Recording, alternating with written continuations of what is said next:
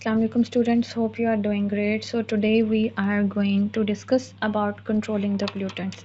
Last topic में last lecture में हम लोगों ने पोल्यूटेंट से रिलेटेड पढ़ा था, कौन कौन से पोल्यूटेंट्स हैं जो कि फॉसिल फ्यूल को बर्न करने के थ्रू प्रोड्यूस होते हैं, और आज के लेक्चर में हम लोग उनको कंट्रोल करने के मेथड्स पढ़ेंगे. So today we are going to learn about controlling the pollutants. You all know that when we burn the fuels in cars, buses, factories, gases are released. Some are harmful and cause pollution. But don't worry, there are ways to reduce and control this pollution. Let's explore them. When we burn the fossil fuels, it causes pollution that are also harmful for our health, environment, like smoke जो produce होती है, और rain, acid rain वगैरह जो कि बहुत harmful होती है for our plants, our environment, our building. और कुछ गैसेस इस तरह के जो हमें ब्रीथिंग डिफ़िकल्टी कॉज करते हैं या अस्थमा कॉज करती हैं. ठीक है, to control these gases, vehicles के अंदर हम लोग अगर इन गैसेस को कंट्रोल करना चाह रहे हैं तो व्हीकल्स के अंदर दो सिस्टम इस तरह के इंस्टॉल हुए हैं जिनके थ्रू हम लोग इन गैसेस को कंट्रोल कर सकते हैं. The first one is filter. हमारी गाड़ियों के अंदर फ़िल्टर्स इंस्टॉल हुए होते हैं. वो फ़िल्टर्स क्या करते हैं, वो फ़िल्टर्स इन शॉर्ट सूट और कुछ इस तरह के डस्ट पार्टिकल्स को कैप्चर कर लेते हैं, उनको फ़िल्टर आउट कर देते हैं. तो वो जो गैसेस रिलीज़ होती है वो फ़िल्टर होके फिर रिलीज़ होती हैं. And the second one is catalytic converter. ये कैटालिटिक कन्वर्टर क्या करते हैं, ये स्पेशल पार्ट्स के अंदर इंस्टॉल होते हैं, मतलब एग्जॉस्ट पाइप जो हमारा होता है उसके अंदर इंस्टॉल हुए होते हैं. ये कहते क्या है, इट कंटेन मेटल. ठीक है, इनके अंदर प्लैटिनम एक मेटल है जो प्रेजेंट होता है.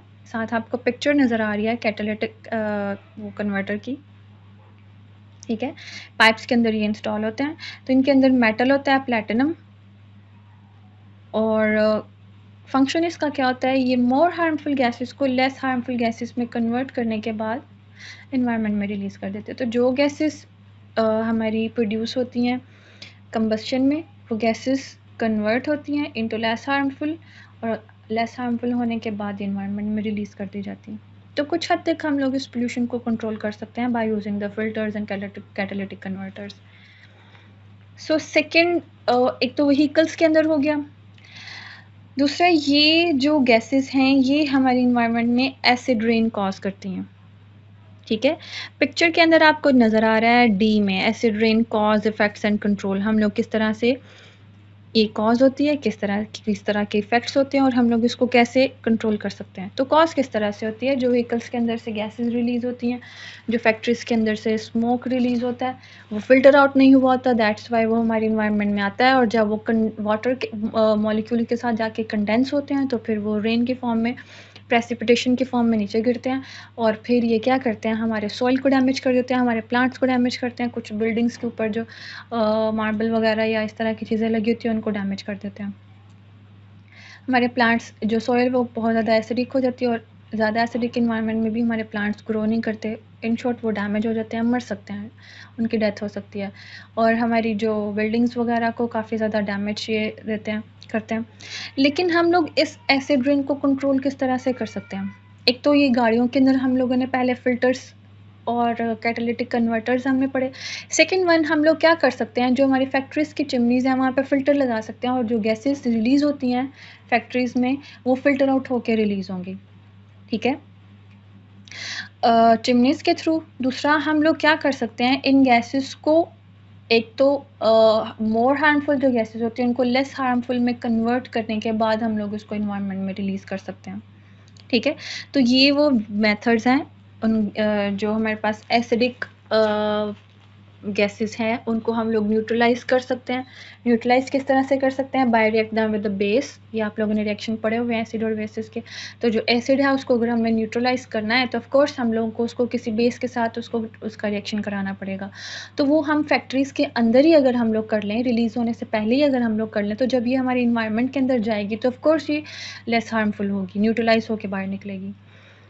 और इन गैसेस के थ्रू, इन पोल्यूटेंट्स के थ्रू, इन इस पोल्यूशन के थ्रू एस्थमा भी कॉज हो सकता है. ठीक है, चे आपको एक एस्थमा की पिक्चर नज़र आ रही है, फैक्ट जहाँ पे लिखा हुआ है एस्थमा. एस्थमा जो है ये किस वजह से होता है, ऑफ कोर्स ये उन गैसेस के थ्रू ही होता है जो बहुत हार्मफुल होती हैं। ये करती क्या है, ये हमारी जो एयर पासेज वे होता है, उनकी वॉल्स को नैरो कर देती हैं, उन ट्यूब्यूल्स को नैरो कर देती है ताकि हवा जो है या गैसेस जो हैं वो उनके अंदर से उनके पासिंग आउट ना हो सके। मीन्स वो ना इन्हेल अच्छे तरीके से हो सके, ना ही हम लोग उनको एक्सहेल कर सकें। ठीक है? तो हमारी नैरो कर देती हैं हमारी ट्यूब्यूल्स को, और नैरो होने के बाद वो साँस बहुत खींच-खींच के हम लोग लेते हैं। इन शॉर्ट साँस आता ही नहीं है। तो उस चीज़ को कॉप अप करने के लिए या उसका ट्रीटमेंट किस तरह से हो सकता है? कुछ लोग जो हैं वो इन्हेलर्स यूज़ कर, जैसे आपको ये पिक्चर में नज़र आ रहा है, वो जो पेशेंट है वो इन्हेलर यूज़ कर रहा है। ये आर्टिफ़िशियल इन्हेलर्स होते हैं, ये क्या करते हैं, जो गैसेज़ हमारी वॉल्स को नैरो कर रही हैं, उनको ये ब्रॉड करके गैसेज़ को हमारे लंग्स के अंदर लेके जाएगा। ठीक है? सेकेंडली क्या कर सकते हैं, हम लोग इन गैसेज़ को कंट्रोल कर सकते हैं। ये गैसेज़ जहाँ जिस सोर्स से रिलीज़ हो रही हैं, वो सोर्सेज़ ख़त्म कर सकते हैं, या फिर उन सोर्सेज़ से रिलीज़ होने वाली गैसेज़ को लेस हार्मफुल में कन्वर्ट करने के बाद हम लोग उसको एनवायरनमेंट में रिलीज़ कर सकते हैं, और इस तरह से हम लोग अस्थमा से भी कंट्रोल कर सकते हैं। So these are the some ways through which we can control the pollutants. हम अपनी एयर को साफ़ कर सकते हैं ताकि हमारी इन्वायरमेंट भी साफ़ रहे और हम लोग एस्थमेटिक पेशेंट भी ना बन सकें, या इसके अलावा और भी जो डिज़ीज़ कॉज हो सकते हैं वो ना हो सके।